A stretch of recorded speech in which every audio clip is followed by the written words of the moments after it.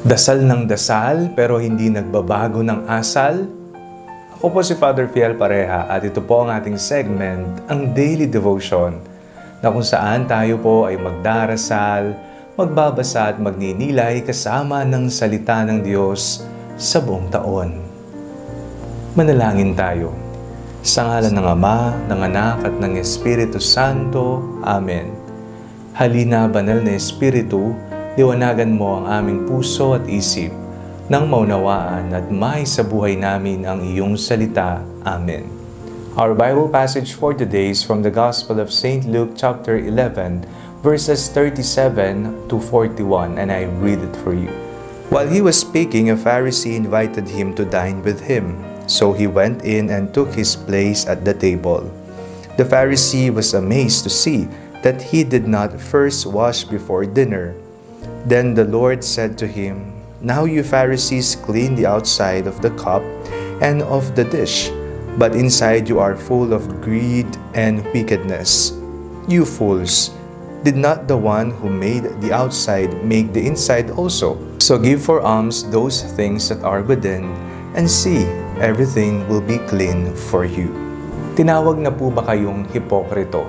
Dasal ng dasal, palasimba, pero hindi naman nagbabago ang asal. Ano po ang naramdaman ninyo? Ang matawag na hipokrito, pero alam mo sa sarili mo rin na kailangan mo ang Panginoon. Hindi ho ba ang simbahan ay isang malaking gusali, isang gusaling ospital na kung saan doon pinapagaling ang lahat ng mga may sakit.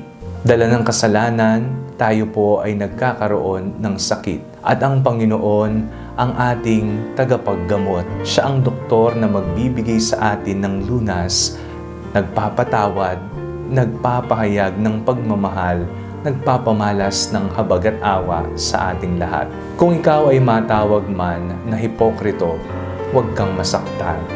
Bagkus, mas lalo mo pang paigtingin ang iyong pagdarasal at pagsimba. Tayong lahat ay may kasalanan at kahinaan. Ngunit tayong lahat din ay tinatawag ng Panginoon sa pagbabagong buhay. The more you feel that you are a sinner, the more you come closer to the Lord. Manalangin tayo. Panginoong Jesucristo, kami po ay lumalapit sa inyo. Linisin niyo po kami, makapagbago nawa kami ng buhay patungo sa kabanalan. Amen. Sa ngalan ng Ama, ng Anak at ng Espiritu Santo. Amen. Huwag po ninyong kalimutang i-like ang video nito, mag-comment po kayo and share it with your family and friends. Ang Panalangin Bago Matulog ay may sariling Facebook page na po.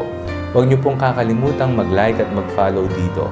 And do not forget to subscribe to our YouTube channel. I-click niyo lamang po ang link na nasa description ng video nito o kaya naman po just search Father Fiel Pareha. God bless you po.